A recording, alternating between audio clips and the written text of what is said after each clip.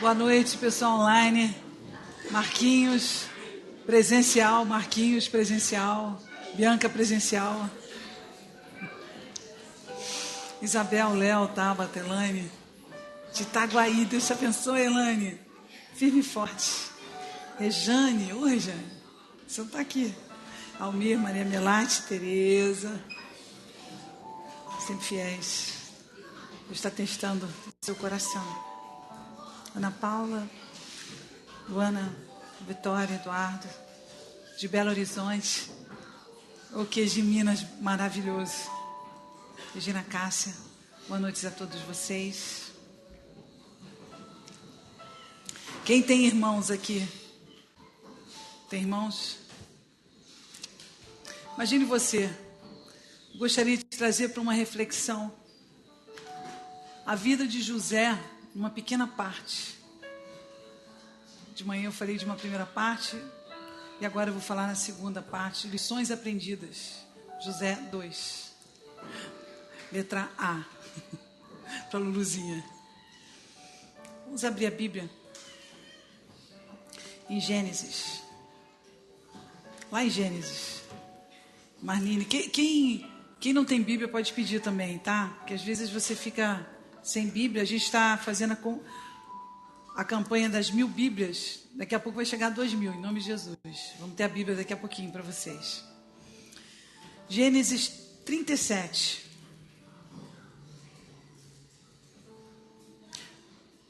José era um filho mais novo. Ele tinha mais 10 irmãozinhos maravilhosos. Sabe, irmão bênção? O irmão bênção é aquele irmão que você chega e ele acha que você é arrogante. Quem tem irmão que fica se comparando? Quem conhece irmão que se compara? Todos eles, né? Desde pequeno. Se a mamãe deu uma coisa para ele... eu sou filho única, nem sei o que é isso. Tudo é para mim, tudo recebo. Ok, mas eu estou falando de uma situação normal de família, em que se você der um presente para um filho, você tem que dar para todos os outros. Senão nós temos uma guerra dentro de casa. E o pai de José, ele cometeu alguns erros de dar uma túnica para o filhinho dele. Com 17 anos, aquela idade que a gente se acha, ou nada, se acha nada, ou se acha alguma coisa, ou você vai para lá ou você vai para cá. E o pai dele pediu a ele: José, vai lá e vê o que os seus irmãos mais velhos estão fazendo. Eu pedi para que ele fosse para o lugar, então vai lá verificar. E José, como um bom X9,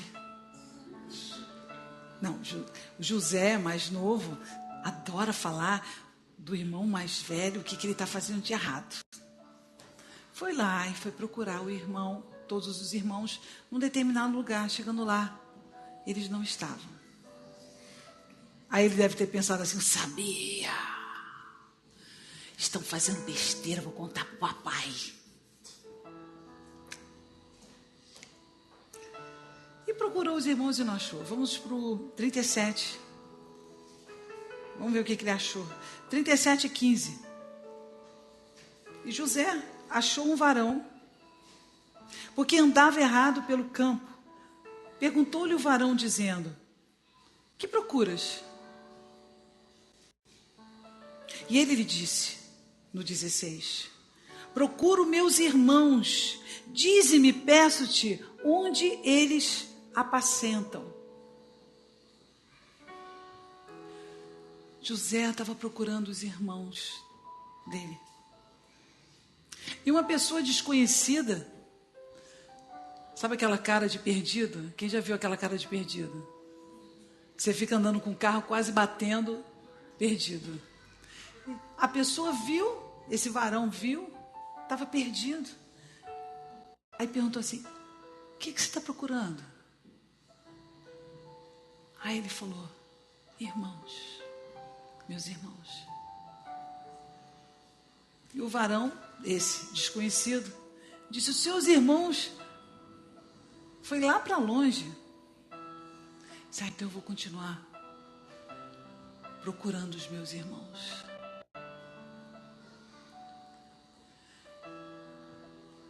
Imagina quando você quer encontrar os seus irmãos, você acredita que os seus irmãos serão amigos, companheiros, não vão falar mal de você por trás, vai estar sempre te elogiando, não é isso? José foi crente que estava abafando para encontrar os irmãos. Mas os irmãos de José se comparavam muito. Eles ficavam perguntando: por que esse José tem tudo e a gente não tem nada? Quem é esse José, esse tal que tem dom de sonhos? Ele tem dom de sonhos, ele acha que ele vai mandar na gente. Quem ele pensa que é? E olha o que eles falavam. No 19. Os irmãos disseram uns aos outros: eis lá, vem um sonhador mor. Vem um sonhador mor. Alguém já te chamou de sonhador mor? Sarcasmo não é a melhor conduta que a gente deveria ter com os irmãos, nem Cristo e nem os irmãos carnais. Amém? Então eles com sarcasmo, você está buscando um irmão, você está buscando pessoas que vão estar do seu lado, que vão guardar você, vai guardecer, e você encontra um irmão que faz uma brincadeira com você, que faz chacota, que não te respeita. Não foi fácil a vida de José. Não foi fácil. Ele finalmente encontrar os irmãos. E quando ele encontra, o que os irmãos queriam fazer com ele? Os irmãos queriam matá-lo. Olha que bênção de irmãos. Para um irmão desse, você nem precisa de inimigo. Não precisa procurar na rua. Está dentro da sua casa. E José,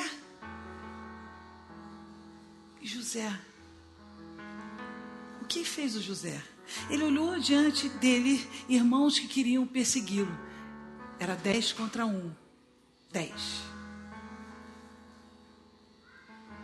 10 contra 1. E eles falaram no 20. Vinde, pois, agora. No 20, por favor. Vinde, pois, agora e matemo-lo. E lancemo-lo numa dessas covas. Diremos: uma besta fera o comeu. E veremos que será dos seus sonhos. Ou seja, às vezes o irmão, ele não só deseja o mal para a gente, um irmão, qualquer irmão, como também ele astutamente organiza coisa na cabeça para fazer um crime. E aí a sua atitude, você passa a ser vítima daquela situação, não é verdade? Quem já foi vítima de uma situação de traição aqui? Quem já foi? Você não espera. A traição é difícil porque você não espera. Jesus cuidou de Judas sabendo que ele ia traí-lo. Mas a gente não é Jesus, né? De repente vira um Judas na sua vida, e o que você faz? E aquelas pessoas que você está esperando para te ajudar, que são as pessoas que querem colocar você numa cova, o que você faz? Você não pode fazer nada, porque naquele momento são 10 contra 1. 10 contra 1. E ouvindo o Rúben, livrou das suas mãos e disse: não lhe tiremos a vida. Poxa, para alguma coisa um irmão mais velho serve, né? Que sabedoria. Não vamos tirar a vida dele. Vamos só jogar na cova, sem comida e sem água, com sol a pique. E deixa que Deus faça. Ou seja, ele achava que o fato dele falar: não vamos matá-lo, isso iria livrá-lo da culpa de matar o irmão. Porque ele não se levantou para defender o irmão. Porque chega um momento que Deus te coloca numa situação para que você possa defender as pessoas que te conhecem. Você precisa se posicionar para defender a sua fé. Você precisa se posicionar para defender o seu ponto de vista sobre o teu irmão. Porque falar mal das pessoas é tão fácil. Não é verdade?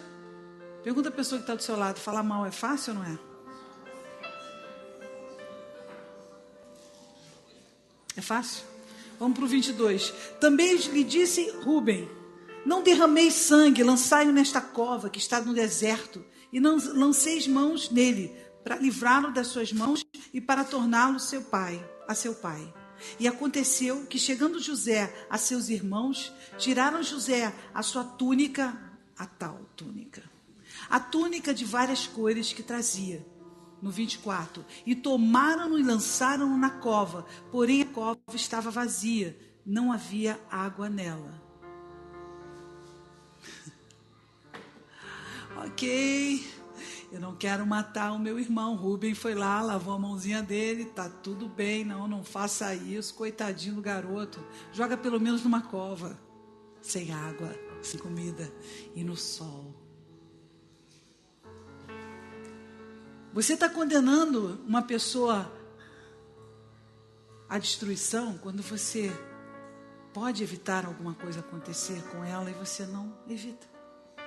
Às vezes o seu irmão precisa de você, precisa da sua voz, precisa dos seus argumentos para que você possa receber o alívio. Mas você se junta com os outros. E a coisa é tão forte no espírito. Quando existe uma maldade, e quando as pessoas estão juntas para fazer uma maldade, a coisa é tão forte, que a pessoa consegue até viver como se nada estivesse acontecendo. Olha o que aconteceu. Depois, assentaram-se a comer, no 25, a comer pão e levantaram os olhos. Espera aí. Eles jogaram o irmão numa cova. Tá bom? Sem água, sem comida. Imagina. Depois eles sentaram, vamos comer um lanchinho, eu estou morrendo de fome. Como? Como nós podemos fazer alguma coisa ruim e o nosso coração não pesar? Como nós deixamos a comparação, o ódio, o rancor ficar tão grande no nosso coração que nem sentimos dor quando alguma coisa está acontecendo errada com o teu irmão? Como? Isso acontece. Acontece que quando você deixa a amargura, a tristeza, a dor entrar no seu coração, você não se importa mais com as pessoas. Você não se importa mais com a dor das pessoas. Seguindo. E aí eles levantaram os olhos e olharam, eis que uma companhia de ismaelitas, vinda de Gileade, seus camelos traziam especiarias e bálsamos e mirra, iam levar isso ao Egito. Então Judá, o bonzinho Judá, disse aos seus irmãos: que proveito haverá em que mantemos o nosso irmão, escondemos a sua morte? Vinde e vendamo-lo a esses ismaelitas, e não seja nossa mão sobre ele, porque ele é nosso irmão, nossa carne. E seus irmãos obedeceram. Rúben também é um irmão morolés. Não vamos jogar numa cova, sem comida, sem água. Vamos vendê-lo, ganhar uma graninha com o nosso irmão, que bonzinho. Assim, nós não vamos cometer o pecado de matá-lo, apenas dar o que ele merece. Já pensou assim? Não, só vou fazer uma fofoquinha. Não fica com aquela coisinha no teu coração assim, deixa eu contar o que eu sei. Não, desculpa, não tem fofoqueiro, só desse lado. Deixa eu contar o que eu sei. Já está lá, então deixa eu contar uma coisa mais forte ainda. E assim são os irmãos que não são irmãos em Cristo. São aqueles irmãos que, na verdade, projetam o mal, não se dão conta dessa maldade que estão fazendo, não se dão conta, não reconhecem a maldade dentro de si e acham que o fato de fazer uma maldade menos pior, isso vai retirar deles o pecado do que estão fazendo. Conhece gente que faz isso? Eu não vou falar tanto, vou falar só um pouquinho. Então essa maldade, ela não tem tempo, ela não tem medida, ela afeta as pessoas. E a gente precisa entender isso. Você queria ter que irmão? Qual o menos pior? Um que te manda para a cova ou que vende você como escravo? Qual o irmão que você preferiria ter? Pergunta a pessoa do seu lado, qual o irmão que você ia preferir ter? Aquele que te coloca na cova, te bota lá naquele buraco, fala aquelas coisas que bota você arrasado, destruído, ou aquele que te escraviza, declarando sobre a sua vida coisas que você se amarra naquilo, que escraviza a tua vida. Você nunca vai conseguir. Você é uma peste. A mamãe gosta mais de você, mas você é um fracassado. Tem irmão que faz isso. Pessoas que fazem isso, que se dizem irmãos. Ô, famíliazinha boa, hein? Não acabou aí não. Aí o que acontece? Então Judá ele foi tão bonzinho. E todos os irmãos obedeceram. Já viu que obediência é boa? Olha que gente obediente. Vamos vender o nosso irmão. Vamos vender e ganhar um dinheirinho, porque que proveito há? Como é que ele vai chegar para o nosso pai? Ainda tirar a vida do rapaz? Vai que Deus existe, vai que existe um preço do que você está fazendo. E afinal de contas nós entendemos que nessa situação José foi mandado para o Egito como escravo. Mas há uma situação inusitada de um irmão. Aquele irmão Rubem, que eu tinha falado antes, que queria lavar as mãos de qualquer maneira. Não mata não, só deixa ele no buraco. Aí ele começou a ficar meio assim, não participou dessa cena do escravo. Foi lá e foi ver como é que estava o irmãozinho, já tinha morrido. E quando ele olhou para o buraco, o irmão não estava mais lá. E ele foi até os outros irmãos e disse: tornando, pois, Rubem, isso no 29, tornando, pois, Rubem a cova, eis que José não estava na cova. Então rasgou suas vestes e tornou os seus irmãos e disse: o moço não aparece. E eu, aonde irei? Preste atenção. Ele olhou para a cova. Olha que irmão maravilhoso. Ele olhou para a cova e disse: cadê ele? Em vez dele estar preocupado com o que aconteceu com o irmão, olha o que ele fala: aonde irei? Fui descoberto. Vão descobrir que isso aconteceu. Não existia em nenhum momento o arrependimento no coração de quem tinha feito o erro. Existia a preocupação de ter sido descoberto. Fui descoberto. Isso já aconteceu com você? A sua preocupação não era em se arrepender. A sua preocupação era que você tinha sido descoberto. Descobriram que você... Vão descobrir que você fez algo errado. E aí a gente, com tão bons irmãos, maravilhosos irmãos, pergunta com uma família dessa: eu não preciso de mais nada. Meu ciclo está completo. Meu ciclo está completo. E aí eu vou te fazer a pergunta. Eu quero te perguntar algo. Quem já teve um irmão assim?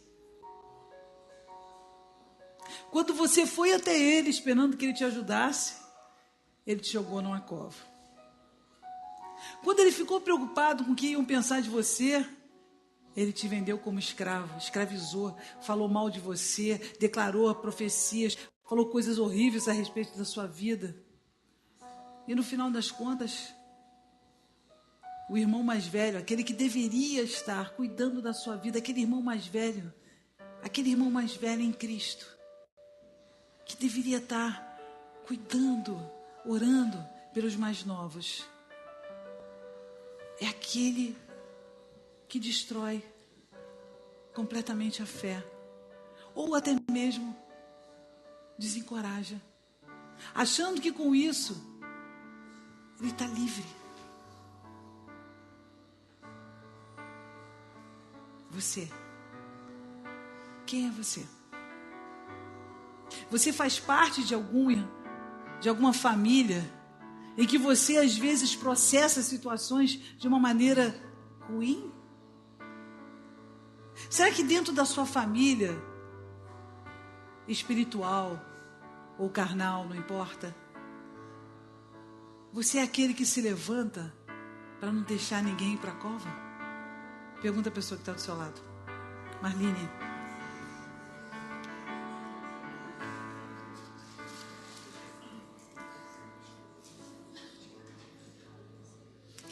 Mas eu vou te perguntar,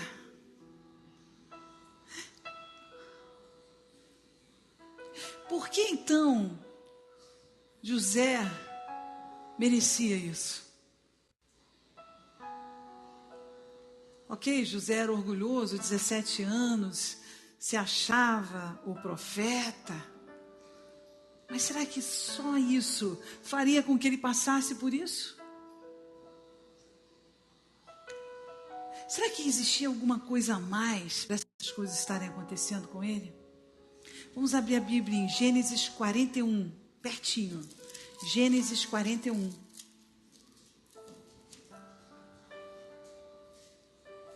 (38). 41, 38. E disse Faraó a seus servos: acharíamos um varão como este, em quem haja o Espírito de Deus?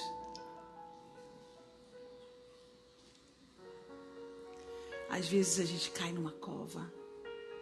Às vezes os nossos irmãos nos escravizam, até mesmo emocionalmente, até mesmo sendo rebeldes, e como isso destrói o nosso coração. Mas tem uma razão para isso estar acontecendo.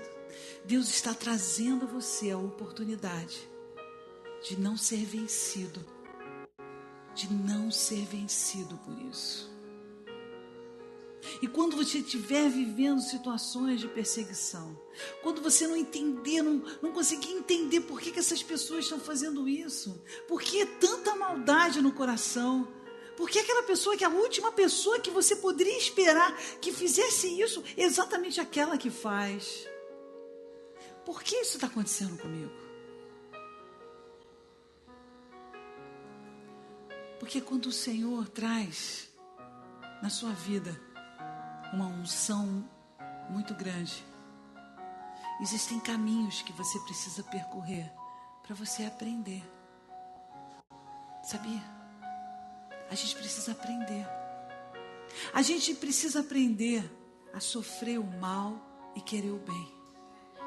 A gente precisa aprender a não se esconder, não esconder os nossos pecados, não esconder os nossos erros diante das nossas justificativas, do nosso argumento, da nossa comparação, da nossa inveja. Seja qual for o seu pecado, não se esconda nele.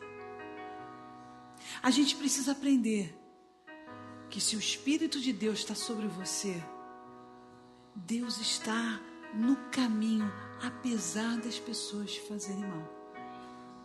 Ele está construindo um caráter na sua vida. Porque Deus fez isso com José.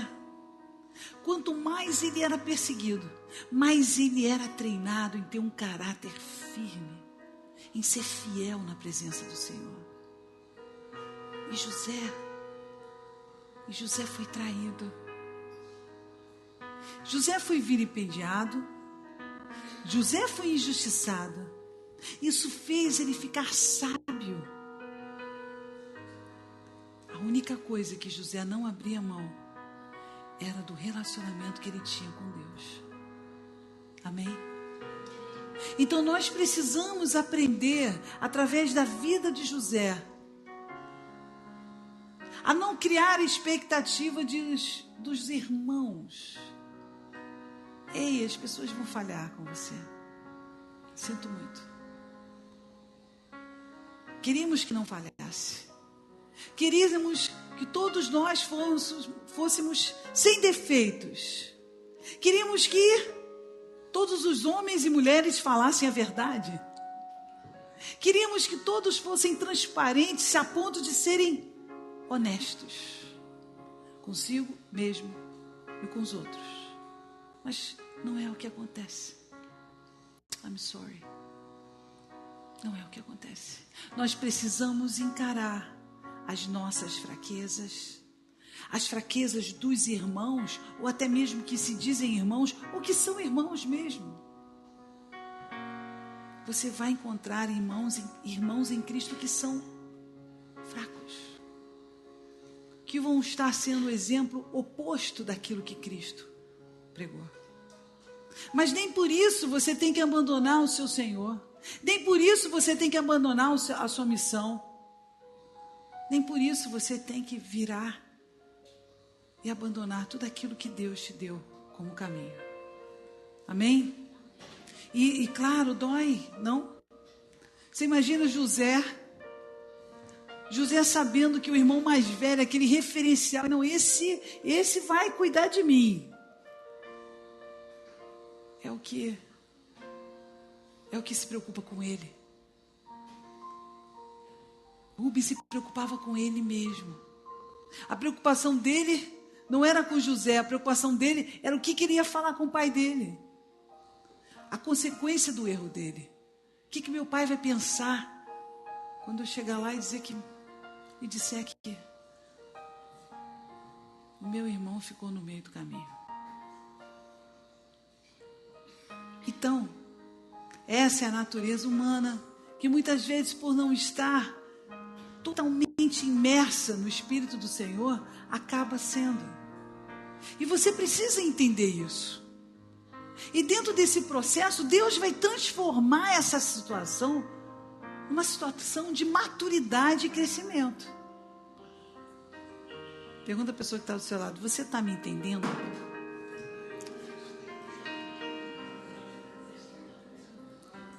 Bom, você pode não entender, mas você vai viver esse processo. E por você não prestar atenção nesse processo, talvez você acabe sendo vítima da sua amargura. Acaba sendo vítima da falta de fé, da sua descrença. Porque depois que você passa por uma situação dessa, você passa a não acreditar mais nas pessoas. E aí você vira um lutador de boxe. Já viu pessoa online aí, lutador de boxe? Né? A pessoa chega perto de você, aí ela fala alguma coisa, você... Aí ela fala outra coisa, você... É isso que faz uma pessoa ficar assim. Às vezes a gente tem que levar muito soco até a pessoa nos amar, deixar que nós possamos amá-la. A gente leva muito soco porque a pessoa está muito ferida. Ela não quer nada, ela está ferida. E aí a gente precisa aprender isso. Nós precisamos aprender a transformar essas decepções em relação às pessoas num ciclo, num caminhar com Deus. Porque José era um homem que reconhecidamente tinha o Senhor.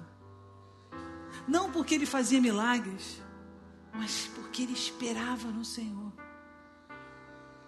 E aquele que espera no Senhor A presença de Deus nele é muito forte, porque ele espera no Senhor, não nas suas próprias mãos, não na sua vingança, não na sua língua. José aprendeu uma das lições maiores de amor, uma das lições mais fortes de misericórdia com seus próprios irmãos. E lá na frente, ao você ler mais sobre a vida dele, você vai ver que ele perdoou todos os irmãos. E ele chorava. E ele dizia, porque os irmãos tinham muito medo quando descobriram que ele era o segundo maior do Egito. Aquele poder enorme que podia destruir e matar todos eles. Quando eles descobriram, meu Deus, o que esse homem se transformou? Agora vai vir a vingança. Agora ele vai querer me matar. Agora ele vai dizimar toda a nossa família. José disse, eu estou no lugar de Deus. Eu vou fazer o que com vocês? Deus transformou o mal que vocês fizeram a mim em bem. Hoje eu posso amar vocês, salvar vocês da fome. E é essa a lição que eu quero dar a vocês. Que eu vou amar vocês, apesar de todo o mal que vocês fizeram a mim. Esse é o maior exercício de um cristão. Então, quando você tiver sido jogado em uma cova, se você duvidar de Deus, no momento que você está sendo perseguido, lembre-se que outras pessoas passaram pela mesma coisa que você. E Deus está trabalhando nessa situação. Deus está trabalhando. E quando terminar o trabalho dele, provavelmente Deus vai mostrar a todas as pessoas que estão à sua volta o quanto Deus te unge. E é para esse benefício. Deus quer te ensinar a passar por isso.